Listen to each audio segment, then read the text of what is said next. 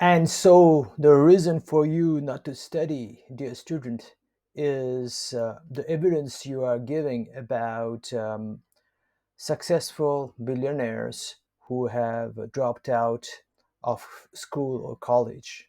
This is how I address students in the class who challenge the importance of an education. Basically, they are giving an excuse not to study. These students mostly fall in the category of does not study and does not pass in the exam that we discussed earlier on in this introduction in the form of the 2 by 2 matrix. For many of these students, their idols is definitely the set of billionaires that are most popular nowadays, namely Elon Musk, Mark Zuckerberg, and Bill Gates. The others in the billionaire club are mostly unknown to them. Besides that, many of their seniors also who have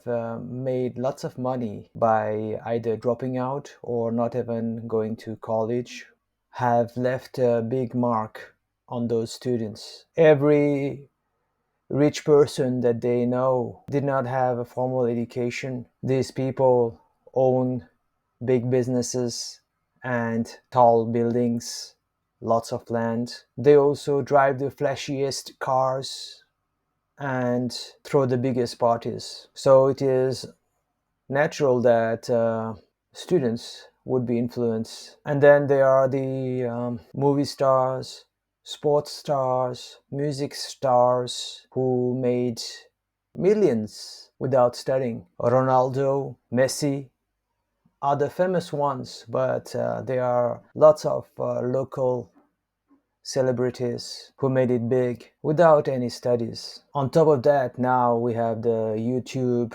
influencers, the TikTok influencers, the Snapchat influencers, the Instagram influencers who boast their lifestyles on their channels. Definitely, they have not studied a lot and still they are damn rich. Then those students have their friends who have gone abroad and are posting pictures of themselves having a great time, driving cars, going to holidays. They know that despite having gone there to study, they're actually not studying, and it was all about to get a visa to go overseas that they said that they will study. So even without studying and working hard from morning till night, they have become rich. That has earned them a lot of respect back home. In all this soup of success stories that I have just described to you, the students today are lost. They believe in what they hear and see. They cannot look below the surface. Then, consequently, they start to hate studies. They start to hate those people who tell them to study. They feel that it is heroism to bunk classes, to make noise in the class, and to challenge the teachers, the principal, and the education institution as a whole. Basically, they develop this concept that studies is taking them away from their primary goal in life, which is to earn money. In the grades below class 10, many students are forced to study despite the building resentment against the acquisition of knowledge that has been building up over the years until they are over 16. They are not able to express that secret, quiet repulsion towards studies that has been developing inside of them. So they go along and study for the sake of not getting punished. But once they go to class 11 and 12, they become somehow more matured and they are able to understand their thoughts and feelings. Whether they are right or wrong is a different matter, but now they have the capacity to act on those opinions that they have formed. Now they don't want to study, so they don't study. They find innumerable excuses not to study. Then, as I touched on early on, because they did not give proper time earlier on in their studies, they have missed lots of foundation required to understand the new concepts in the higher grades, be it in language or logic. So in the higher grades, even though they still hate the studies, but still want to please their parents by at least either passing in the exam or getting reasonably high marks, they cannot, because they don't understand what they are studying, and they cannot perform in the tests because they don't have the required skills, which they happily did not hone in the earlier years. Now, they cannot admit this omission of their duties as student, and so they become furthermore adamant that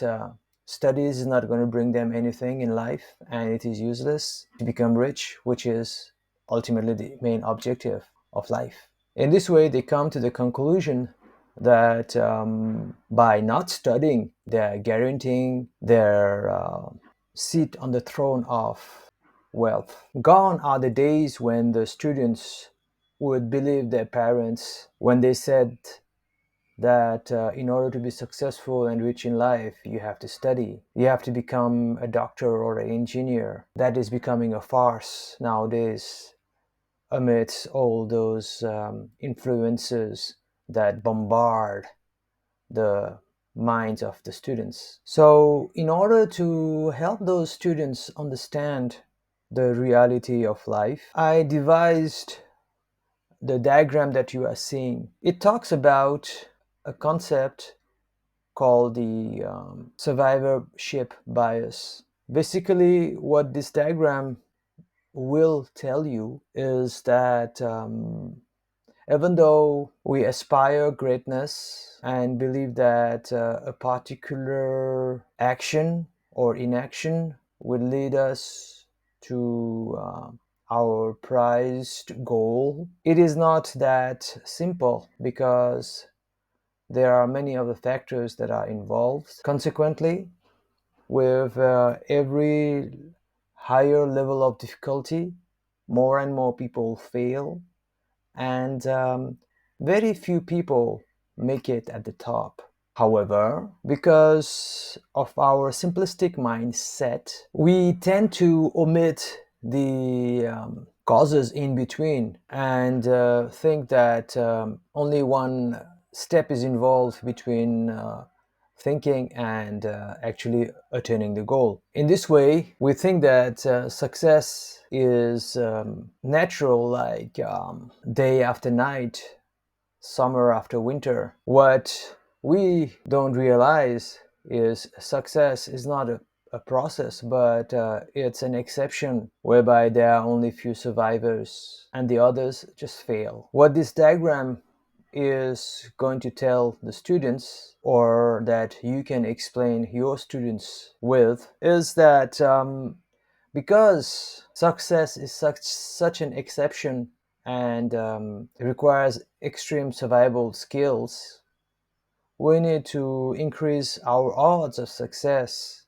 and our chances of success thus will increase because we will have the ability to survive longer in worse situations. So let us begin. So take a look at the diagram. You have to start from the top and move downwards. The further down you go, the further in time you are going. Also, the further down you go, the more opportunities in life will come to earn money. The left hand side is the path of knowledge, and the right hand side is the path of money. You will understand more as I explain this diagram further.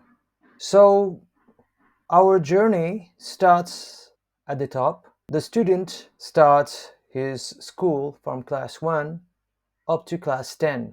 I am assuming that in most part of the world we have here 100% literacy rate, meaning that at least everybody will start school. I know this is not true everywhere, but this is the assumption I'm making here. As time passes, you'll see that under the knowledge column, there's a smaller box which constitutes college, high school, or class 11, 12, or A levels. This depends on which part of the world you live in. You will notice that this rectangle is about half the size of the rectangle above. What I'm trying to tell you here is that only half of the total students who went up till class 10 will actually go to college or high school.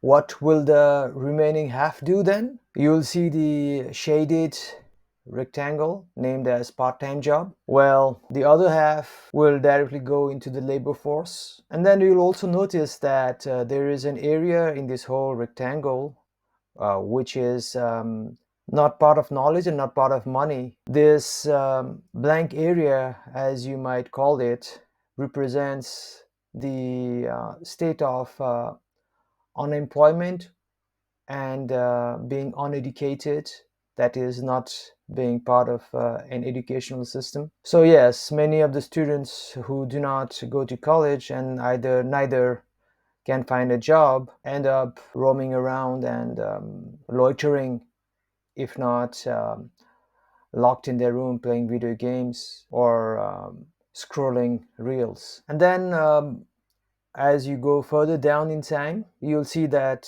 there's another box called the bachelor's degree. Again, it's half the size of the college rectangle. By now, you must understand what it means. Only half of the students who went to college will actually go for a bachelor's degree. Either they have failed or they have dropped out. It is also possible that they have passed, but they have exited the educational system and either looked for a part-time job or a full-time job, as you can see. The same applies for a master's degree, which is even smaller in size. On the money side, you'll notice that below the full-time jobs, there are professional and specialist, represented by the smaller rectangular box. So those people will have more time for themselves, more independence than those in the full-time jobs. At the same level, we have another box called the business owners. So some of those who got the full-time jobs at one time in their lives will open up their own shops, factories, trading houses, online stores, or whatever business. These people definitely have more power and status than the job holders and the professionals. And then there are people who just slip out of the system and remain uneducated or unemployed, as you can see in the blank space. On the knowledge column, you'll see that there is a smaller box representing PhD. So for those who like to study, this is a great way to get more opportunities and more success in life. Continuing below, there are those who do postdocs. It's again a much smaller number of people doing that. Still further down the time, among all those experts, academicians, few will get Nobel Prizes, and among them, some will stand out to become the father of their fields. Now, in the money column, we can follow a similar path of success, whereby some professionals, specialists, and business owners become investors and they are able to start their own private limited companies. Still, some of them are able to turn their ideas into a public limited company whereby many people invest in them and thus they can grow their business. Among those who survive, there will be those who will be able to float the initial public offering or IPO and make it to any of the stock markets, then very few among them will become a unicorn, and still fewer among them will be able to turn the organization into an empire. So you will notice that the further down we go into time and opportunities, the fewer the people there are going to be. It is not possible that every college dropout will be able to produce an unicorn, or that even if you are a school topper or a college topper, it will not be possible for all of you to get a Nobel Prize. This diagram makes the whole idea of success very clear. There is nothing such as overnight success, and just by wishing that you are going to be successful will not make you successful. Another lesson that this diagram is trying to impart the student is that with an education which is quite straightforward, the chances of getting more opportunities in life is higher. I mean, it's easier to earn money in a more comfortable way with more time on your in your hands. This is as opposed to dropping out and being lost in a part-time jobs or even full-time jobs with less qualifications. So yes, some people will succeed because they are survivors, but nobody should get off a plane in the middle of the desert and get stranded to become a survivor. What I mean is, just because some billionaire dropped out and survived to become what he is today, doesn't mean that just because you also drop out, you too will become a billionaire. The chances are very low. For example, along with Mark Zuckerberg, I'm sure that in that same year, hundreds of thousands of students dropped out across the world. But how many of them made an empire called Meta? I guess you got the point. I was not able to mention it here, but I will explain it in this paragraph. Many people look at Ronaldo and Messi as idols, but using the same concept as shown in this diagram, you must remember that Ronaldo came out of a pool of thousands of professional footballers who never made it big, and those thousands of football professionals came from a pool of hundreds of thousands of kids who didn't stop study properly in the hope of becoming the next Ronaldo. Unfortunately, these people didn't even earn a dime from football, and instead ended up wasting the valuable youth of theirs without getting an education. In this way, they landed up in odd jobs and low paying businesses. It is very tempting for us to look at the survivors and think that we too can make it. But the odds are against us. The easiest and the most sure path to more opportunities, that is, more money, more status, and a more comfortable life, is, as you can see in the diagram, through the system of knowledge. Everything in today's world is complicated and requires some kind of education, whether you like it or not. Nowadays, even manual laborer of any kind will have to use the computer to make some entries about his work updates. Even to use an app, you would have to know some basic calculation methods. And in order to do that, you would have to have had some kind of education which would have enabled your mind to develop the skills required to operate in this complex environment of work. The easy jobs would be already taken over by artificial intelligence or AI. So there are only two ways to go. Either you go higher, that is, you do work that AI cannot do because it's more complicated, and requires more conceptual thinking, relational thinking, and logical thinking, as well as systems thinking. And the other way is to go downwards, that is, do physical labor that is too expensive for robots to do or AI to complete. So, by all means, dear student, make sure that you study, not only for a degree, which is needed, but for the knowledge, which is even more needed. This becomes ever more obvious in the times of recessions of any kind. I'm referring to what's going on in China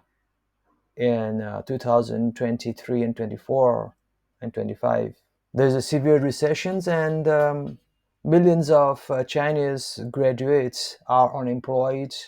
They are crying. The banking industry is collapsing because the real estate industry has collapsed, and consequently the repercussions spread across every other sector, and as a result there is a lack of demand for graduates. Now you'll say, then the students who said that there was no need to study and education was a waste were right. However, even in this dire situation, there are two types of educated people: those who just got a degree and studied what they were told to do and passed the exams. And then there are those who actually squeezed the juice of education and took the knowledge. Even in China at this time, there are the graduates who, having found that there is no scope to get a job, are happily doing other types of work, even labor work, but in their minds, they are doing it to develop a new business model. So even though that person might be cleaning the toilets because of his education and knowledge, he will he should at least be able to develop a business out of it because he has so many skills, and that's really how it occurs. So the bottom line here is that those people who have fed the students hatred for studies are fools who have a very short-minded concept of success. Do not believe them. Success is complicated, and it's all about surviving. When you may drop into a desert, when your plane crash lands, you want to have as many chances of survival as possible in the form of items or skills or knowledge. And that is what your parents have paid for you to get. So become a wise student and love your studies. For those who hate their studies, it's going to be a very difficult transition.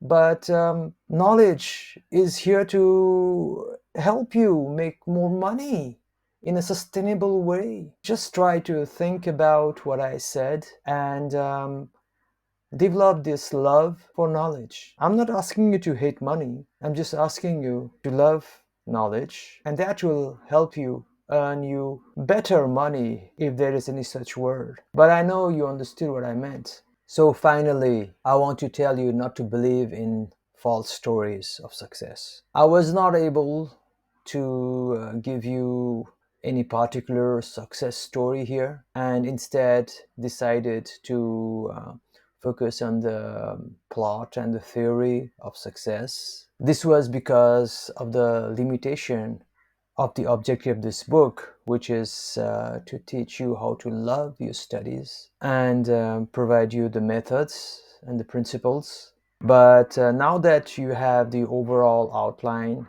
and principle of success, you will be able to read any success story and actually read between the lines. Don't be fooled ever again. Love your studies at all costs.